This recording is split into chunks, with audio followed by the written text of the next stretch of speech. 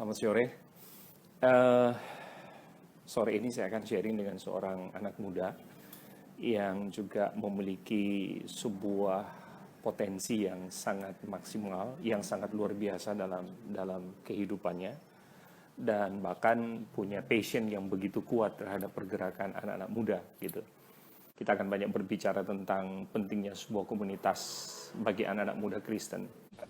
Mungkin pertanyaan pertama adalah apa itu komunitas yang sesuai Oke, Uno pahami gitu. Silakan. ya.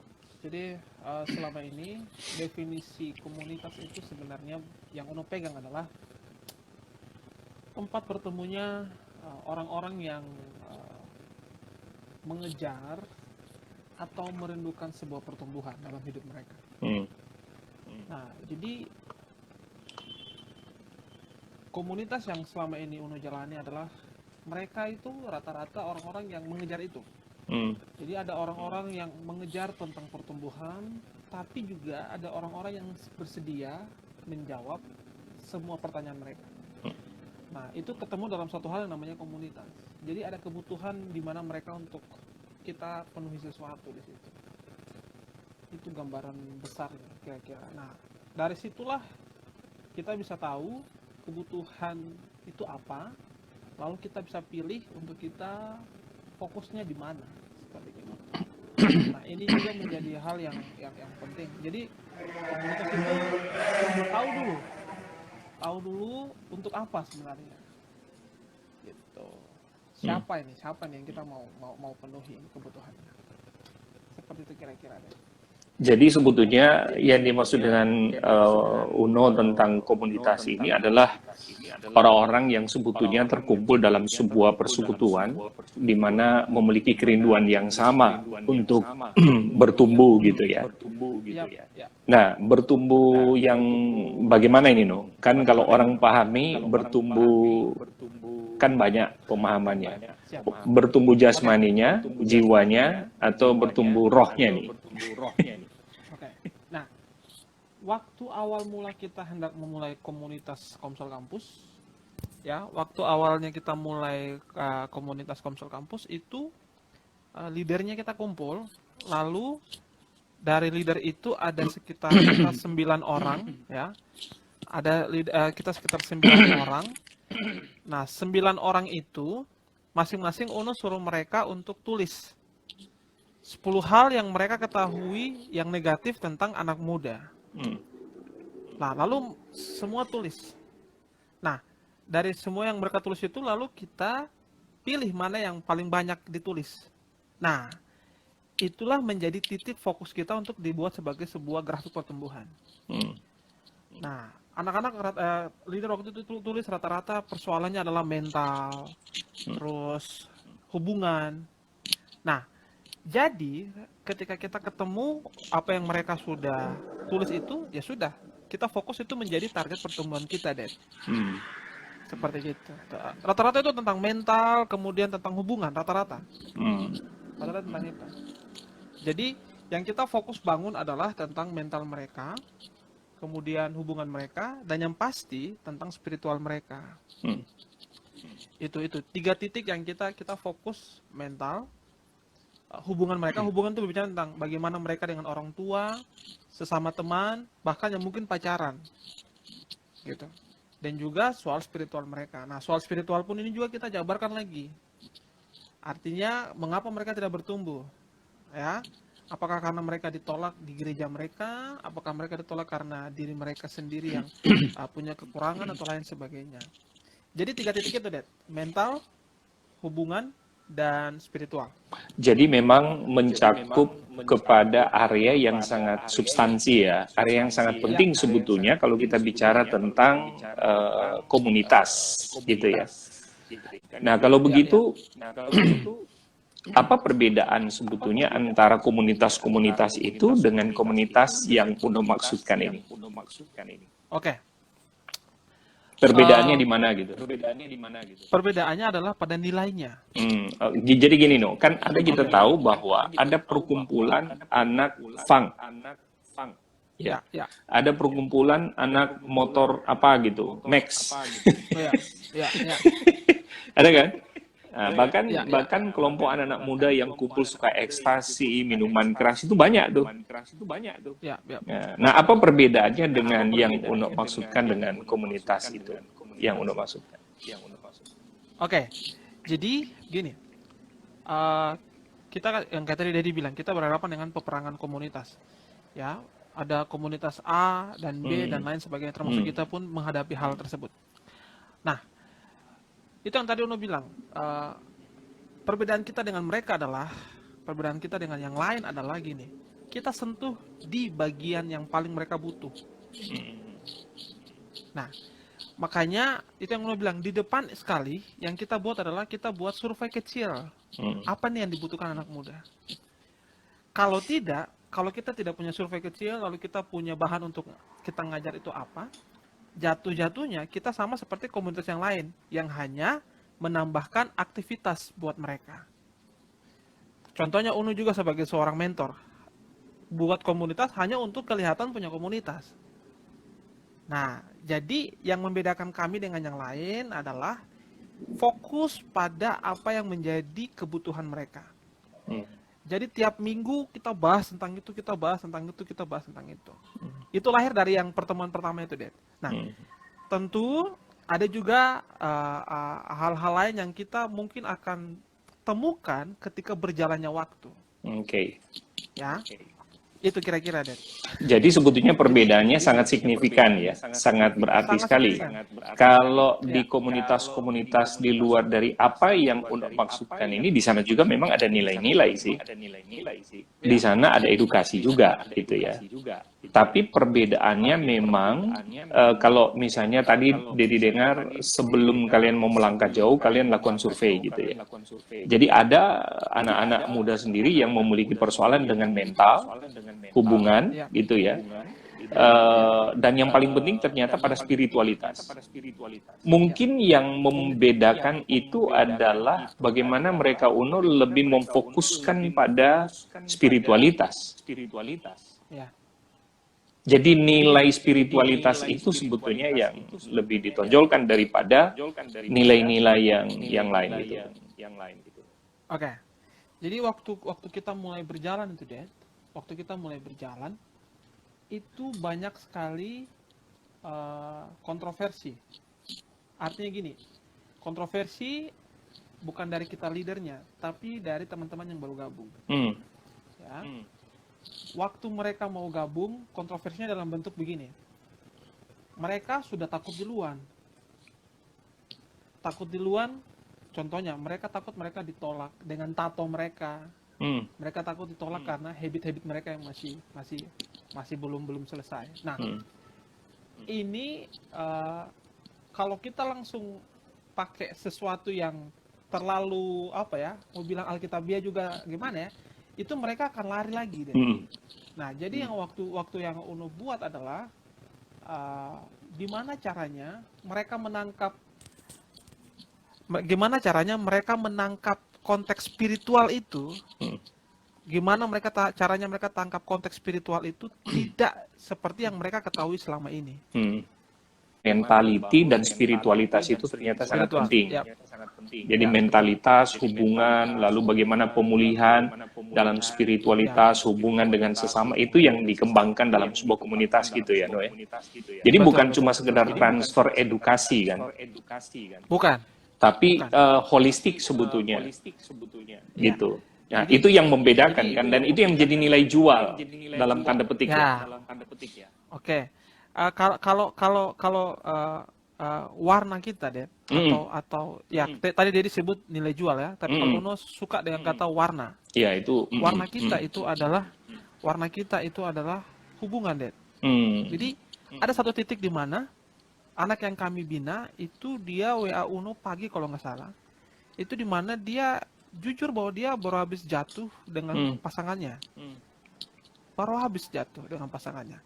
Nah, hal ini merupakan pencapaian yang besar bagi kami para leader ketika ada anak-anak kami yang begitu mau terbuka soal itu. Makanya yang kami pakai warnanya atau yang menonjol, yang menjadi nilai jual kami dalam tanda kutip adalah soal hubungan. Nah, jadi gimana caranya mereka, dengan kata kasar ya, dengan kata kasar, mereka mungkin nggak berani cerita ke pemimpin spiritual mereka di gereja misalnya, Hmm. tapi mereka bisa cerita ke kita. Hmm. Itu sudah satu kepuasan yang, pencapaian yang bagi kita Hmm. luar biasa sekali di hati kami para leader gitu. Gimana caranya hubungan ini bisa menyentuh mereka, akhirnya mereka mau open. Mereka bahkan ada yang jujur mereka masih sering pakai juga obat-obatan. Lalu mereka bagaimana caranya lepas dari pornografi, Hmm. onani dan lain sebagainya. Nah, bagi saya pribadi, Dad, orang yang pernah ada di dunia itu untuk jujur kepada orang yang baru dikenal atau tidak punya hubungan dalam itu agak susah. Nah, makanya yang menonjol dari kita, Uno ngomong sama adik-adik para leader, gini, kalian mungkin nggak terlalu paham ayat-ayat, tapi please kalian jangan gagal bangun hubungan. Hmm. Itu jadi yang paling kita kasih kuat itu di leader adalah hubungan. Hmm. Hubungan itu kekuatan kita soalnya. Jadi ternyata mengapa komunitas yang Uno maksudkan ini sangat penting ya?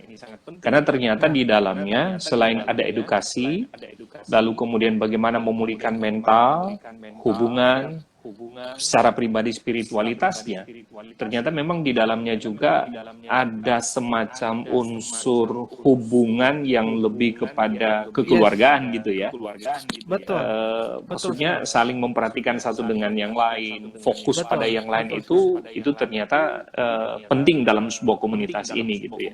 betul sekali, Dan itu yang menjadi warna.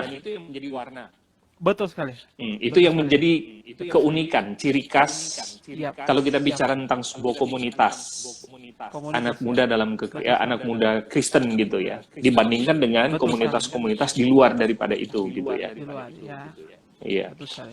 Nah, No, apa sih sifat dari komunitas yang Uno pahami? Atau dengan kata lain, apa ya? Sehingga itu menjadi sebuah keunggulan, sehingga itu menjadi sebuah istimewa. Oke, kalau sebuah komunitas itu menjadi istimewa Hmm. atau betul-betul nancap di hatinya, itu adalah gini, komunitas yang menjawab kebutuhan. Dalam pengertian kayak gini, Dad. Ini garis besarnya. Garis besarnya kayak gitu. Jadi komunitas itu akan betul-betul nancap banget di hati seseorang, ya. Kalau mereka menemukan bahwa ketika mereka masuk tidak ada tatapan-tatapan yang sepertinya menghakimi mereka. Tidak ada statement-statement yang sepertinya udah nggak ada jalan lagi buat mereka. Nah, bahkan tidak ada pemaksaan untuk mereka kalau tidak mau balik lagi. Nah, ini penting nih, Dad. Ada beberapa komunitas yang memaksa untuk balik lagi. Nah, itu titik di mana sebetulnya komunitas-komunitas ini tidak jadi berkat sebenarnya. Makanya Uno selalu ngomong buat teman-teman yang baru gabung. Kalau kalian sekali datang dan kalian merasa nilai dalam kami gak nyaman sama kalian, musik kami bukan selera kalian, gak apa-apa, minggu depan gak usah datang.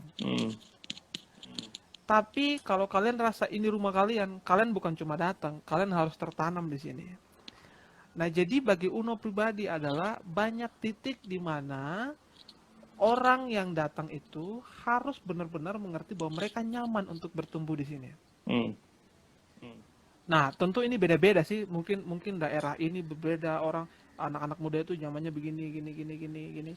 Nah, dalam konteks nyaman ini bukan tentang fasilitas yang Uno bangun ya, Dad. Tapi yang Uno bangun adalah bagaimana hubungan itu bisa sampai masuk ke dalam mereka untuk mereka bisa terbuka, mereka bisa percaya. Kemudian waktu mereka datang, mereka pun juga tidak dihakimi. Ketika mereka tidak datang pun mereka tidak dikejar-kejar seperti debt collector kejar penunggak dan lain sebagainya. Jadi ada anak-anak kami yang 1 bulan baru datang, it's okay, nggak apa-apa. Atau gini, ada kata kasarnya gini, kalian cuma waktu dalam keadaan jatuh baru datang, nggak apa-apa, itu udah mereka itu udah anak-anak itu udah kayak gitu. Nah, Tapi ada satu titik di mana mereka yang punya kecenderungan kayak tadi akhirnya ngerti bahwa iya ya, saya nggak boleh cuma datang dan pergi. Ini rumah saya. Kira-kira seperti itu ya. Nah, ya, jadi Menemukan titik nyaman untuk mereka bertumbuh. dapat kata kuncinya, no. Home, rumah. Ya, Itu dia. istimewanya. Yes. Jadi itu yang membuat komunitas yang dimaksudkan oleh Uno secara teologis adalah rumah, home gitu. Ya. Nah, karena itu Nah. begini, no. Apa perbedaannya? Kan gini, kadangkala kalau kita bicara tentang komunitas menjadi kontra dengan pelayanan di gereja. Ya, Nah, secara organize. asik nih. Karena kadangkala banyak gereja yang menolak hal-hal seperti itu. Ya. Padahal kalau kita juga perhatikan, gereja hanya terjebak pada celebration tanpa memperhatikan pertumbuhan spiritualitas mental daripada jemaat atau anak-anak muda gitu. Jadi ibadah itu kan seperti yang dulu suka diajarkan, itu kan hanya merupakan sebuah kita celebration Ya. dan memotivasi orang. Tapi bagaimana orang bertumbuh, berakar kuat, itu kita tidak bisa hanya sekedar celebration. Tapi dia harus tertanam dalam sebuah pengajaran, edukasi Ya. gitu ya. Nah, bagaimana pandangan Uno tentang sikap gereja yang anti dengan hal-hal seperti itu gitu? Oke. Nah, ini agak ini dalam memang pertanyaan ini deh, dan Uno coba untuk membahasakan dengan baik ya. Artinya gini, Uno selalu tidak ketemu titik diskusi dengan orang yang punya konteks komunitas itu adalah ibadah pemuda. Gak akan pernah ketemu. Jadi Uno pernah beberapa kali coba diskusi sama orang-orang yang di luar gereja Uno, ketemu untuk ngobrol tentang komunitas. Nah, memang jujur nggak ketemu, Dad. Nggak ketemu karena gini. Mereka ngomongnya saya mau buat komunitas. Tapi yang dibawa adalah embel-embel atau poin-poin organisasi. Nah, itu menjadi persoalan yang Uno berusaha untuk tabrak itu. Nah, kelemahan dari yang katanya komunitas tapi masih sebetulnya ada tujuan-tujuan organisasi adalah begini. Ada senior-senior yang masih menahan kebebasan anak muda. Contohnya, yang pernah Uno ditanya adalah kayak gini. Itu persembahan mau dikemanain? Nah, itu kan kadang-kadang menjadi hal-hal yang tanda kutip mengganggu kita gitu. Ya itu organisasi. Kemudian kan? yang berikutnya, itu organisasi. Kemudian kenapa musiknya gini? Itu banyak sekali anak-anak muda yang bergerak tapi bertabrakan situ. Musiknya kenapa begitu? Kostum kalian kenapa begitu? Begini bla bla bla bla bla. Kenapa nggak pakai liturgi dan lain sebagainya? Nah, itu adalah titik di mana ibadah youth itu agak susah untuk menjangkau lebih luas. Bagi Uno pribadi. Nah, tadi Dedi bilang home. Waktu beberapa tahun lalu istilah welcome home itu kayaknya menjamur di semua gereja, khususnya anak muda. Sini pakai welcome home, di sana pakai welcome home, di situ pakai welcome home. Tapi begitu masuk, home-nya nggak kerasa. Home-nya nggak kerasa. Yang tatoan takut masuk, yang pacarannya berantakan takut masuk, yang mungkin rambutnya menantang langit takut masuk.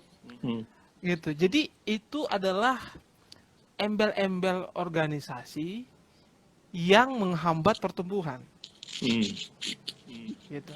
Ya. Jadi intinya sebetulnya kalau kita bicara tentang sebuah komunitas, dia lebih mengarah bagaimana seseorang diarahkan untuk bertumbuh gitu ya. Bagaimana seseorang diarahkan untuk memiliki pengenalan akan Tuhan lebih dalam lagi dengan melihat seluruh aspek kebutuhan dari orang itu gitu ya. Nah, sementara kalau kita bicara tentang gereja secara organisasi, kadangkala kita stuck karena memang orang berpikir bahwa ibadah itu hanya di hari Minggu gitu. Dan kalaupun ada komsel, itu pun satu arah gitu ya, satu arah gitu ya. Ya. Jadi hanya dengar firman, tapi kemudian jarang kalau kita berbicara tentang sebuah diskusi gitu ya. Ya. Nah, sementara kalau kita berbicara tentang komunitas, ada banyak hal yang kita bisa lakukan di dalamnya. Karena itu, gereja secara organisasi sangat jauh berbeda dengan pengertian komunitas adalah merupakan sebuah home, sebuah rumah. Ya. Sebab kalau kita bicara tentang rumah, intinya berbicara tentang apa? Penerimaan. Ya. Apa adanya. Tempat mereka pulang kembali. Betul, tempat di mana kita menerima mereka, Ya, apapun lalu kondisi. bertumbuh dengan situasi apapun Ya. yang mereka alami, gitu. Nah, oke, jadi itu yang paling penting memang. Tapi kemudian memang kita juga harus bisa menghormati yang namanya organisasi gereja lokal. Karena Ya. memang itu juga merupakan hal penting dari sisi berorganisasi. Tapi dalam hal bagaimana kita membawa seseorang bertumbuh mengenal Tuhan, mengalami pemulihan, memang komunitas merupakan tempat sebetulnya yang paling ideal Ya. untuk orang mengalami pertumbuhan. Kalau Uno mindsetnya kayak gini, Dad. Jadi sebuah ibadah pemuda gereja itu sudah bagus. Tapi kalau bisa lagi, dia punya satu aktivitas komunitas di luar embel-embel itu untuk menyalurkan. Nah, contohnya kita teman-teman leader, mereka adalah orang-orang yang di gereja. Tapi mereka juga punya unek-unek, mereka juga punya keterbatasan. Nah, itulah makanya gini, kalau misalnya mereka tidak bisa berhasil keluarkan apa yang mereka punya inspirasi itu di organisasi, ya mereka mesti kasih keluar di luar. Nah, komunitas itu wadahnya. Iya. Saya yakin gini, Dad. Begitu banyak leader-leader di gereja yang sebenarnya punya berbagai macam tabrakan, tapi mereka nggak tahu harus gimana, ya diam aja. Nah, solusi saya yang tetap masuk akal, kita tetap bertanggung jawab dengan pelayanan gereja, kita tetap menghormati gereja sebagai tempat kita makan secara rohani, tapi untuk menyalurkan hal-hal yang kita rasa belum puas, nggak ada salahnya kita punya sebuah komunitas yang kita menyalurkan semua inspirasi, apa yang kita mau layani, dan lain sebagainya. Seperti itu. Kadang yang terjadi sebetulnya adalah bagaimana gereja secara organisasi memanfaatkan anak-anak muda untuk sebuah pelayanan di gereja atau untuk kepentingan organisasi gerejanya. Nah, di satu sisi padahal gereja itu sendiri ternyata tidak pernah melakukan sebuah pemberdayaan terhadap anak-anak muda untuk sebuah pertumbuhan. Ya. Jadi yang dilihat hanya bagaimana memanfaatkan mereka gitu untuk kepentingan sebuah pelayanan organisasi, tapi mengabaikan spiritualitas daripada anak-anak muda. Nah, sehingga Dedi berpikir sebetulnya tidak salah, tapi kemudian bagaimana sebetulnya gereja secara organisasi memikirkan untuk istilahnya memberi kesempatan bagi anak-anak muda punya sebuah komunitas lokal di dalam gereja untuk mereka didirect, diarahkan bertumbuh lebih maksimal, baik secara spiritualitas, potensi, mentalitas mereka gitu ya. Jadi sebetulnya tidak bertabrakan sebetulnya antara komunitas itu sendiri dengan gereja secara organisasi selama gereja secara organisasi mau terbuka ya, No ya. Nah, betul sekali.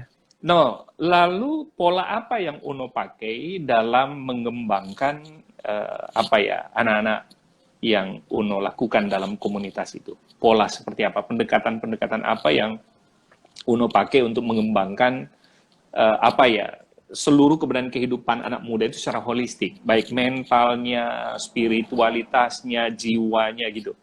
Pola pendekatan Alkitabiah apa yang Uno lakukan? Oke. Ada beberapa titik yang kita kalau bicara tentang pola, Dit ya. Jadi ada yang secara bersama. Dan gini, pola itu berhasil gitu loh. Pola itu berhasil.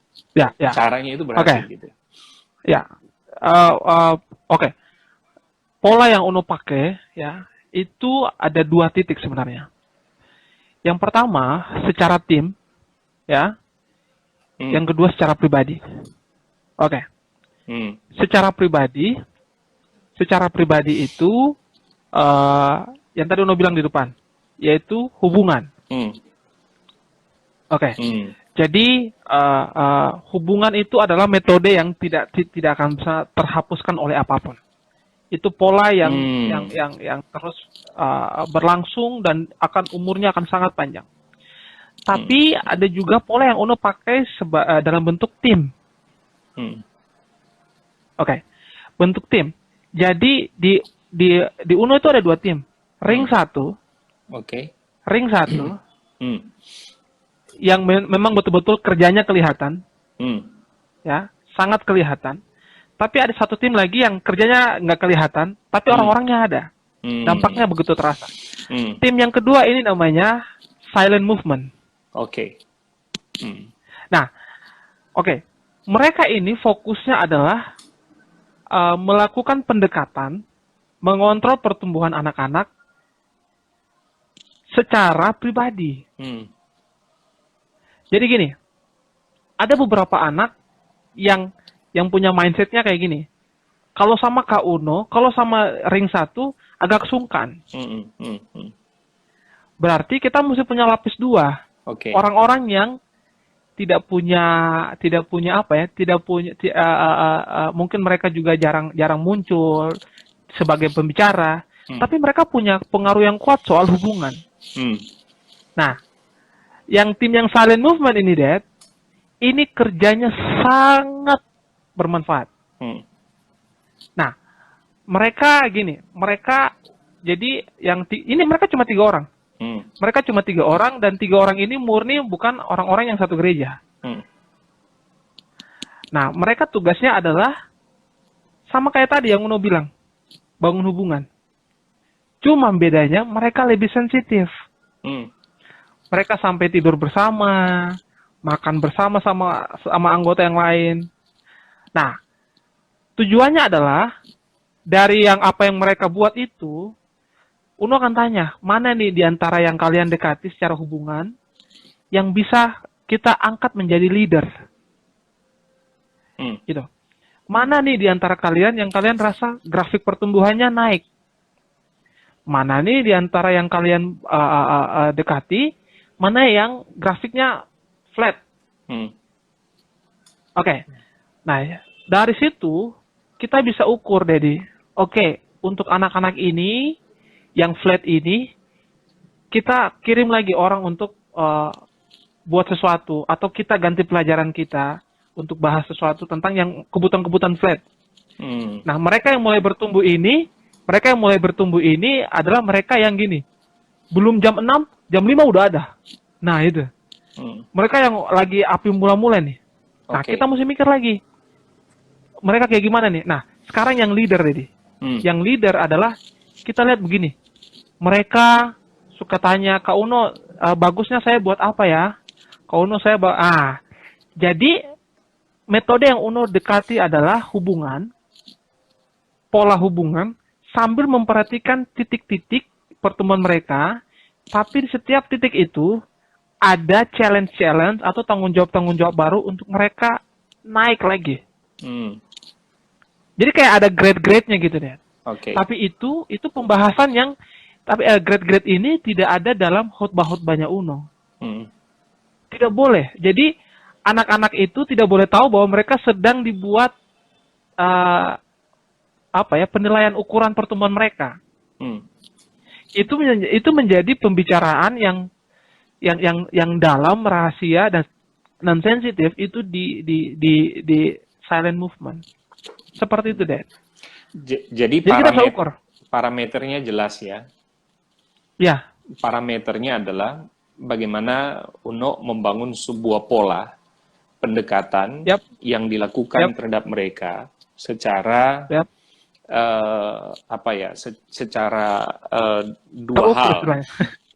Dua hal. Jadi ada memang dibentuk kelompok secara silent, berusaha untuk membangun hubungan dan mencari tahu tentang persoalan-persoalan dan pergumulan pribadi mereka, sehingga itu bisa menghasilkan sebuah ukuran untuk bagaimana Ukuran, ya. mereka UNO mengembangkan sebuah tema, mengembangkan sebuah pelayanan terhadap mereka gitu ya.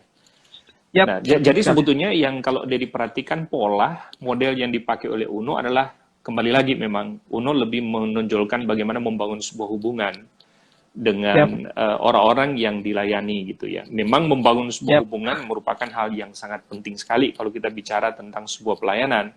Sebab di sana kita pada akhirnya bisa tahu itu ini yap, orang bertumbuh atau tidak, ini orang berkembang atau tidak, ini orang stuck atau tidak gitu. setuju. Jadi parameternya Yap, tuh jelas. Apa yang kita mau yap, pakai untuk orang itu tuh jelas gitu. Karena yap. didasari pada ya kalau istilahnya mau bikin skripsi ada penelitiannya gitu ya, penelitian Ya, lapangan gitu ya. Nah, survei. jadi berarti menurut Dedi sih memang nggak main-main kalau kita berbicara tentang pelayanan sebuah komunitas ya. Ya, Di betul. dalamnya berarti membutuhkan berbagai macam hal gitu ya. Kalau begini kan berarti ada Betul sekali. keuangannya gitu kan ya. Ada Yap, pemahaman pengetahuan psikologinya berarti kan. Ada yap, pemahaman betul. spiritualitasnya. Teristimewa Ya, bagi orang-orang yang ditugaskan untuk terjun ke lapangan gitu. Minimal mereka adalah yap, leader yang sudah dipulihkan ya. Yang sudah ya, diubahkan gitu. Dan seterusnya. Nah, yap. pertanyaan dari selanjutnya adalah, pernah nggak mengalami tantangan besar dalam mengembangkan sebuah komunitas yang UNO lakukan? Atau ada nggak persoalan-persoalan yang sangat sulit yang dihadapi dalam mengembangkan sebuah komunitas itu? Tantangan terbesar adalah konsistensi, jadi Hmm, hmm, itu, itu yang paling berat. Karena gini, nggak bisa dipungkiri bahwa leader pun juga di luar Komsel kampus mereka punya fighting sendiri-sendiri. hmm, Uh, itu bagaimana caranya UNO sebagai leader juga membuat mereka ketika terjadi titik temu antara panggilan pelayanan dan juga panggilan kebutuhan pribadi hmm, dalam tanda kutip kuliah atau kerja, hmm. mereka bisa bertanggung jawab di situ. Oke, Jadi UNO selalu bilang ke leader gini, kalau kalian down, bagaimana anak-anak kita? baik. Gitu. Kalau itu tantangan yang besar, yang UNO ya dalam tanda kutip juga takut dalam pengertian was-was, selalu bilang ulang-ulang, walaupun tetap pasti ada kecolongannya juga, pasti ada gitu, Oke. pasti ada itu.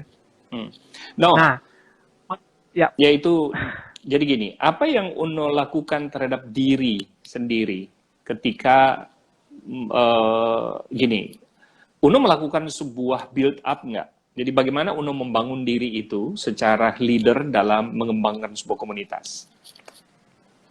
Karena kan oke, tadi kompleksnya sebuah masalah yang dihadapi di anggota itu cukup kompleks ya. Nggak ya, mungkin seorang oke, leader itu memiliki hanya pengetahuan sampai di situ gitu. Jadi bagaimana kamu ya, membuild up diri kamu untuk begitu bisa oke, menangani pelayanan itu?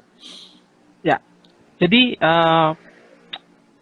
kembali ke diri UNO ya. Ketika itu tantangan itu datang kepada UNO, persoalan atau apapun datang.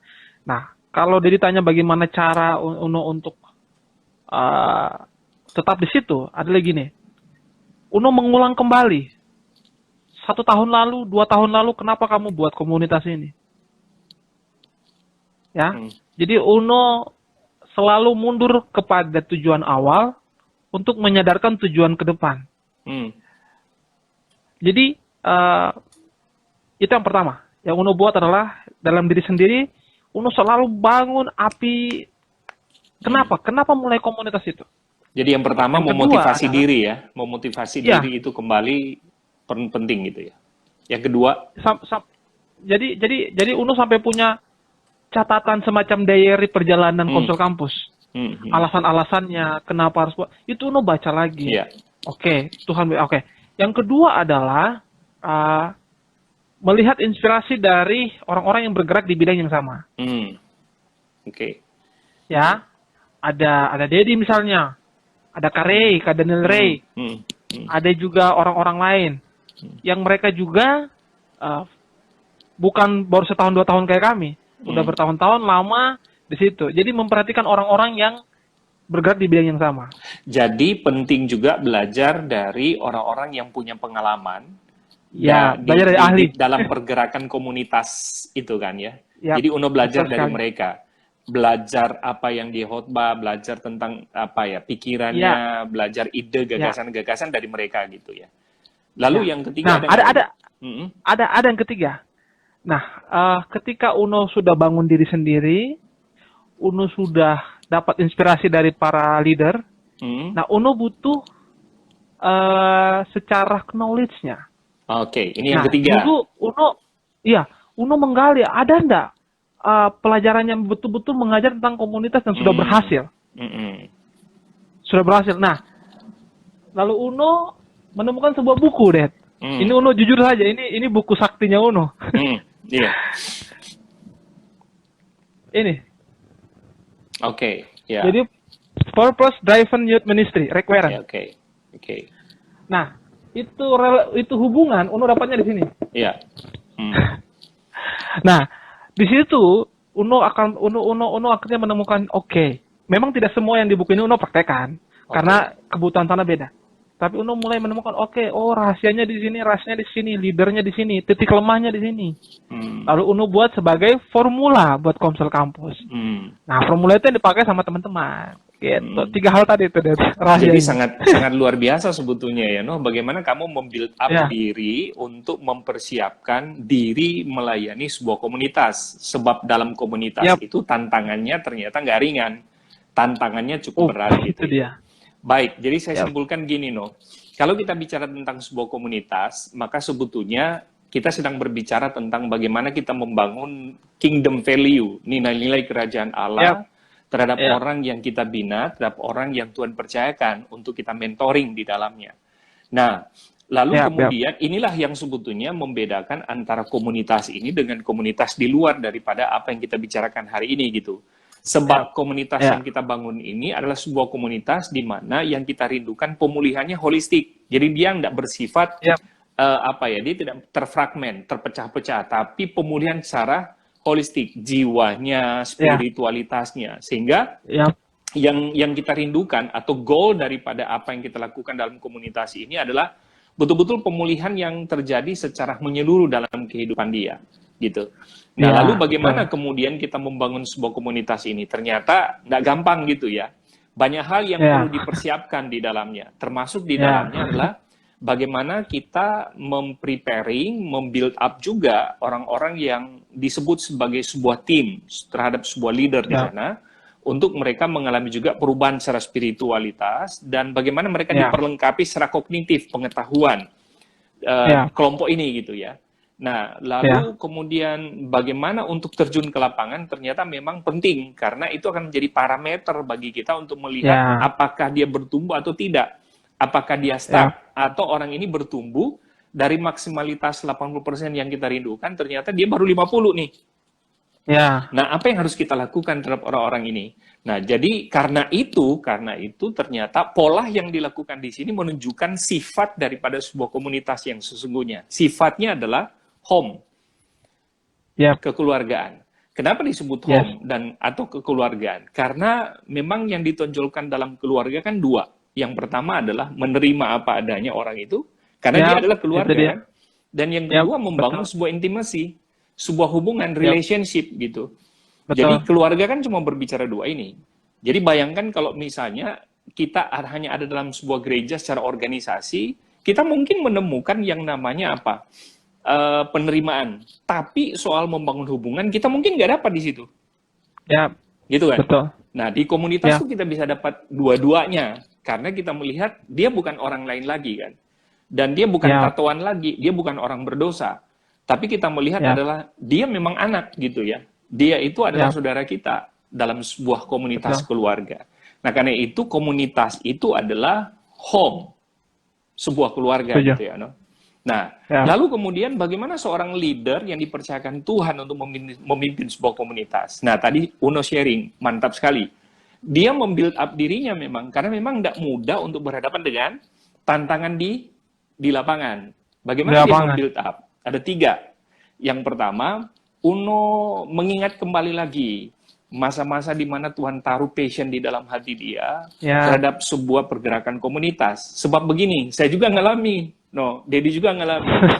Bagaimana mendidik dan mengarahkan kalian dulu, Dedi tuh kadang-kala terjebak Ya, kepada boring.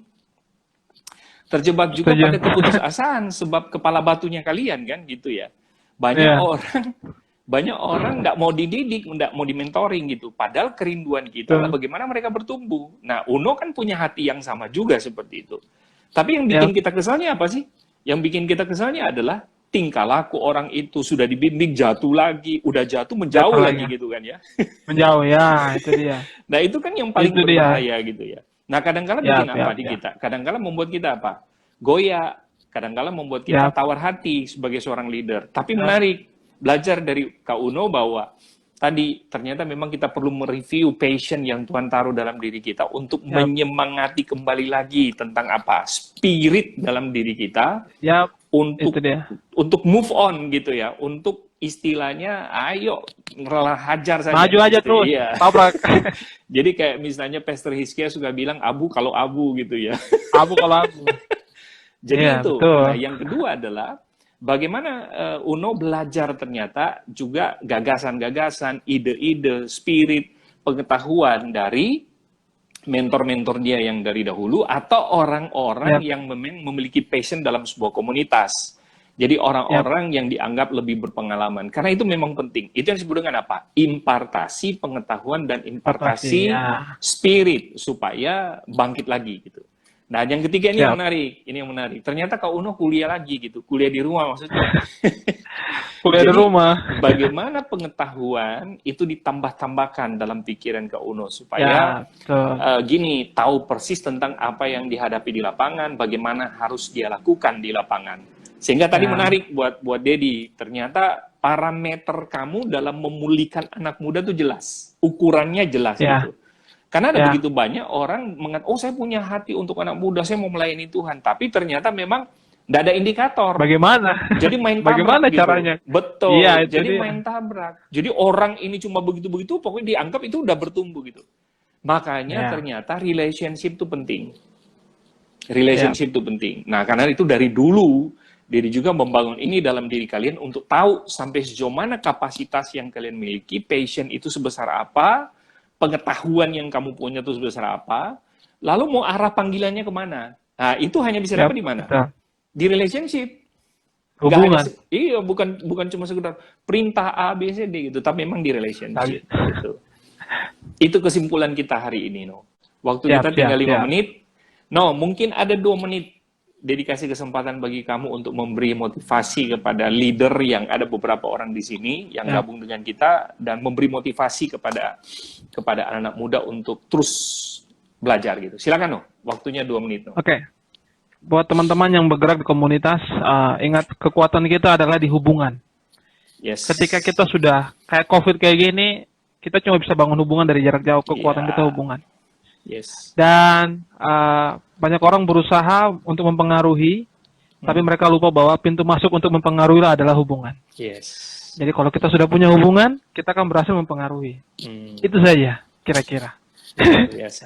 Salam Pesan sukses, luar biasa. kamu buat leader, pesan kamu buat leader. Banyak leader yang nonton. Oke, sekarang buat para leader ya. Oke, buat para leader gini. Memang nggak mudah untuk masuk di sini, karena ini medan perang terbuka. Oke, ini medan perang terbuka. Kita harus tahu bahwa iblis tidak suka dengan cara ini, dan iblis pasti akan gunakan pintu lain. Yes. Untuk menggagalkan, untuk mengganggu fokus kita. Mungkin rumah tangga, hubungan, pekerjaan. Untuk sepertinya kita pikir, udah terlalu capek. Tapi ingat, kita sudah tahu strategi iblis. Nah, jangan mau ditipu, kembali kepada fokus semula. Amin. Thank you, Ano. Thank you. Kita masuk di part 2 nanti ketemu ya. lagi. Oke. Siap, Cari siap, waktu kita masuk siap. part 2. Tuhan berkati, No. Salam buat Siap. Cynthia ya. Tuhan berkati.